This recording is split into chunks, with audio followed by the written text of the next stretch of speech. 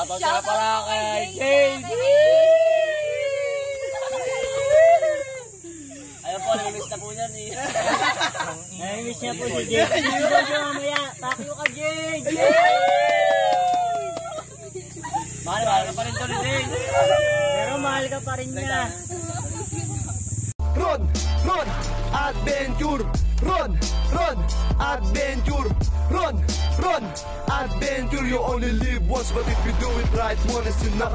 Kung gusto mo sumama ka sa amin ni Ron Adventure upang tuklasin ang magagandang lugar sa ating kapaligiran. Yaman tubig, yaman lupa, basta purong natural. Maglilingkod, mamamahagi at magsisilbing gabay. Umulan man o umaraw ay palaging sasabay. Di papatinag sa mga bad vibes at negatibo, bagkus laging agresibo sa pangarap positibo. Hey!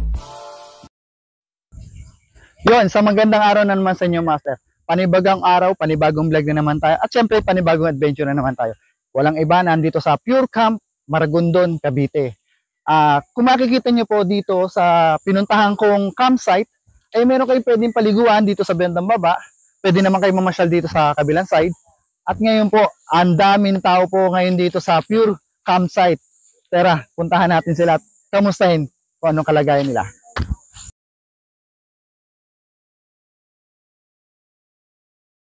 Yan mga master, dito sa side na to, meron tayong bisita rito. Balik kanina lang din dumating. At puntahan natin sila at kamustahin. Yun. Ay mga master yan, magandang umaga sa inyo. Bali mga master, tiga saan tayo? Hello, Quezon City kami, Quezon City po. Quezon City, Novaliches. Tama, yun. O baka may gusto mo mag-shoutout sa inyo dyan. Shoutout nga pala dyan sa Chicken and Meat Shop. Diyan sa Bagumbong. Mabuhay! Yan. Okay, mga master. Ikot naman tayo dito kasi parang may mga Boy Scout dito na hindi ko alam kung Boy Scout ba to kasi medyo ang dami nila.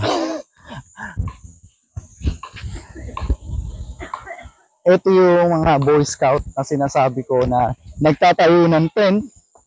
Yan. Ayan o. Tumang dami nila o. Diba? Mas masarap mag-camping pag gantong madami at talagang banding nyo. Kahit dito sa kabilang side, mapagawi ka sa kabilang side, meron dito. Bali sir, anong yan? Boy Scout o ano? Bali po sa church po namin yung program po. Pathfinder po. Ganun. Sa church pala. Okay. Okay, thank you.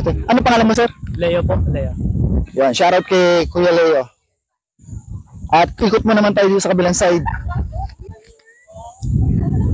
Ito yung mga meron dito sa kabila. Nakaset up na yung mga tent nila. Muntik na ako magbaliktad.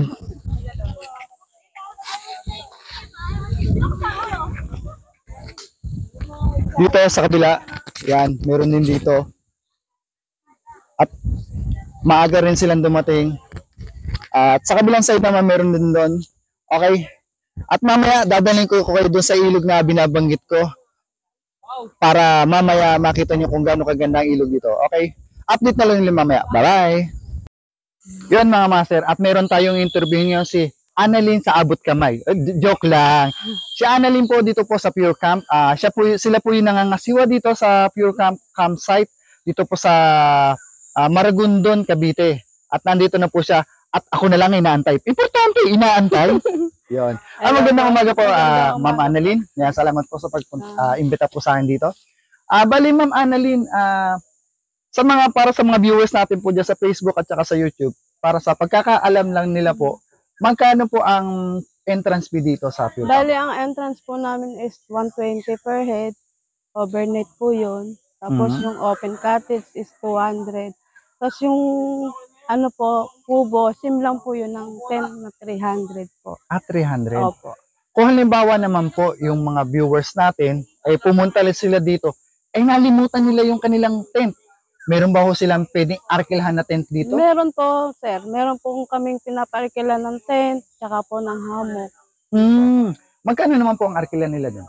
Bali, ang tent po namin is 300 pang 4 to 5 person. Tapos yung 250, 2 person po. at least abot kaya, no? Po. Abot-abot kaya yung pag-arkila at hindi na hassle para magbitbit. Kung total naman may budget ka. Opo. Halimbawa naman po wala silang baon tubig or meron naman po kayong tinda diyan. Meron po kami bali tindang tubig, tapos tubig at saka tubig, yelo, soft drinks in case na wala silang dala. Meron po kami. May soft drinks pala. Opo. Nag-taste tayo sa tubig kagabi. Yung mga mas bali kagabi pa ho kami dito, yan. At siyempre, nagpahinga muna bago tayo nag-set. Ninamnam muna natin yung gawin katahimikan bago tayo nagwalwal ngayon. Yeah.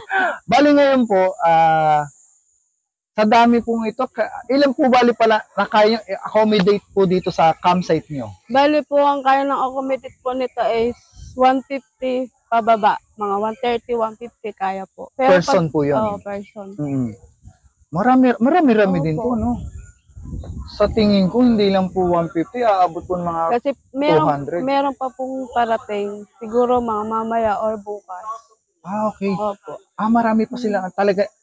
Ano po yun halimbawa po, wala silang idea na paano pumunta rito. Meron naman silang makikitang Facebook page nyo? Or Meron po. Bali po, inaano namin sila kapag pupunta sila dito, binibigay namin yung number namin tapos pinipick up na lang namin sa labas para hindi sila maligaw. Okay. Mas maganda po yun, no? Sa mga viewers natin yan na walang idea kung paano. Kasi kahit ako, nung unang pumunta ako dito, kung saan ako kanto, ang dami kasing kanto. Mas maganda na rin pala po yun na kontakin nyo po sila Ma'am Annelyn para kung sakali po na susunduin kayo sa kanto sa may Alphamart. Sa Alphamart o Alphamart. Pipick upin na lang Tapos sila. po, yung pag-pick up po yun or wala silang sasakyan, may panibago po sila.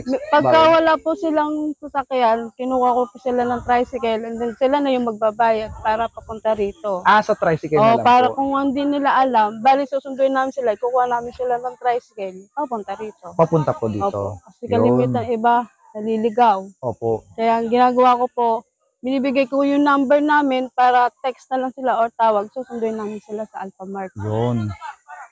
At yun, no, marami, ano pa po bang pwedeng gawing activity dito sa campsite nyo? Pwede yung basketball, ligo ilog.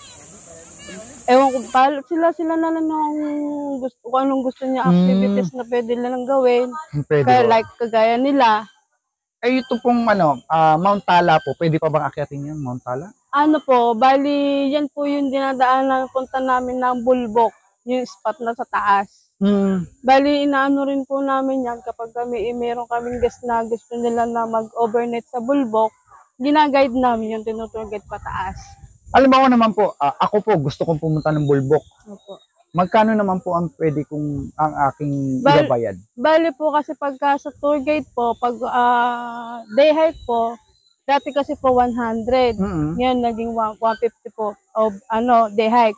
Pag overnight naman po is 200 po. 200. Opo. May mag-a-assist na po yun Opo, doon. meron. Bali yung tour guide, yun na rin po yung mag-a-assist. Okay. Yung kasama nilang tour guide. Yun ang pinakabantay na rin. Yung bantay nila po. Kasi balita ko may mga maliligalig na unggoy dito. Hindi Wala, po ako yun, ha? wala naman po, sir. Wala naman.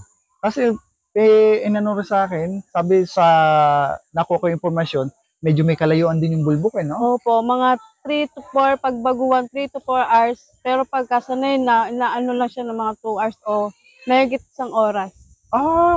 Ganun. Malapit-lapit din kung anong bagay. Kung wala kang experience talaga, aabutin ka na kasi maraming pahinga. Maraming Okay. pahinga. At yun na po, no? Mamaya po, dadalhin ko na lang kayo doon sa mga sinabi po ni Ma'am Annelyn sa ilog.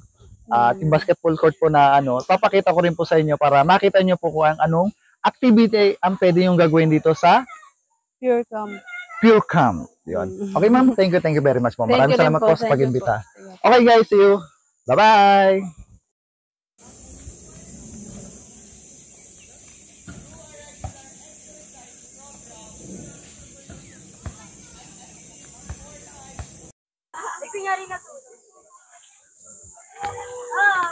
Tapos nakikita dito nagtatagay-tagay. It's so salty and sweet at the same time. Wet. So, yeah, my leader, I am an African American.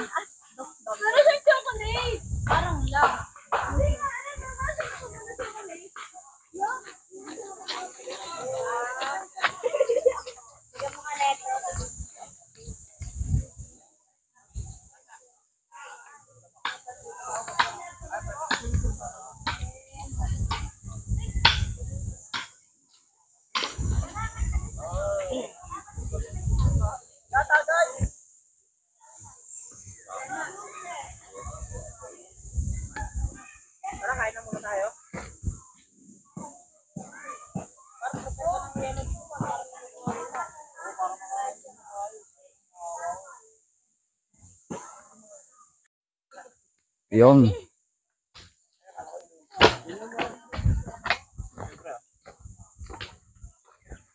Pwede ba bumaba doon? Hindi, meron bang... May gilid ba yung ilog na yan? Ayan po ang babae namin dito. Napakasipag po niya. Ang pangalan po niya ay Pao. Paus? Bakit paus? Kasi malat po siya. Sige, saan po sila, sir? Ito po, taga dito po yan. Kami po taga Bacoor. Binabali ko pa pala nanay ko, nagsasayang. Sige, boss.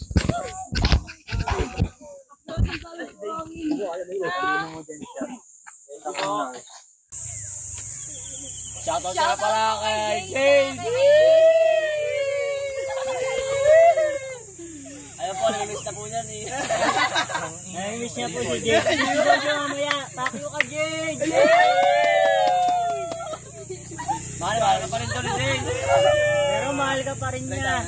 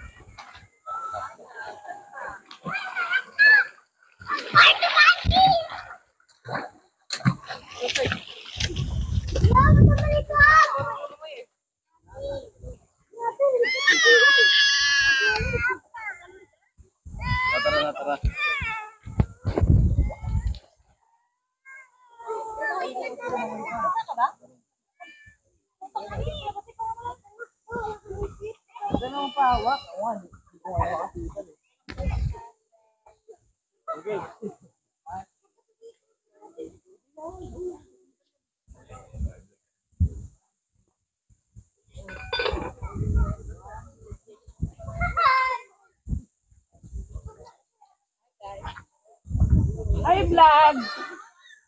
Guys, wala ba po tayo? Boss, pa-shoutout sa tropang LL dyan, sa tropang SM, saka sa tropang Akto dyan. Long live.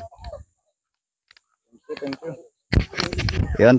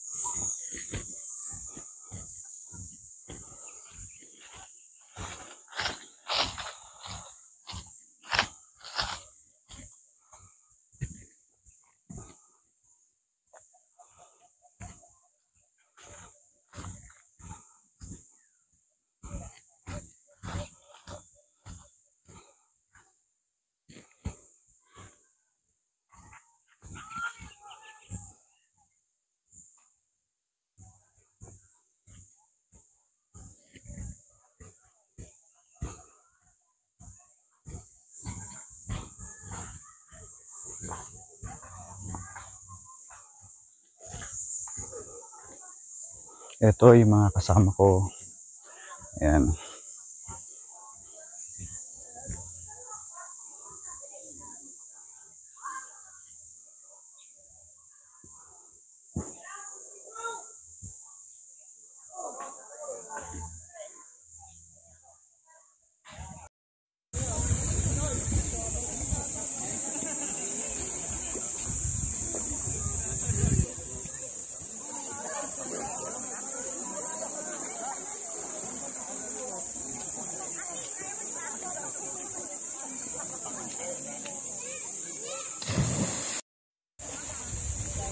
Nagbablog din kayo?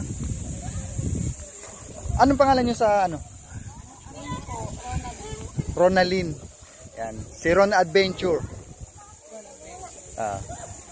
Ayan po, supportahan po natin si Ate Ronalyn. Yan.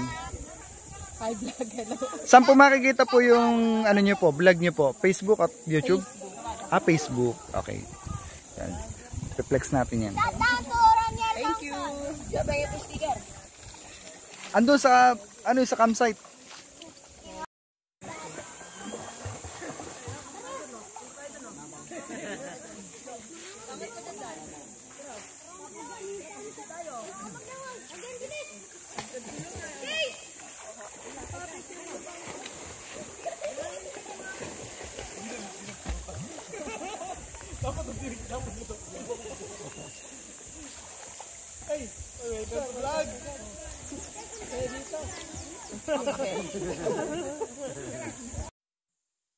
Yung what's up mga master, isang vlog na naman na natapos natin ngayong araw. At sana po sa susunod po nating adventure ay masamahan niyo muli ako sa aking paglalakbay. At muli po nagpapasalamat ako sa mga sumusuporta sa akin, Facebook page, YouTube channel. Thank you very much. At muli po sa inyo, maraming salamat po sa mga sumusuporta. Yan. At this is Ron Adventure. Thank you and God bless. Ingat po kayo. Bye-bye.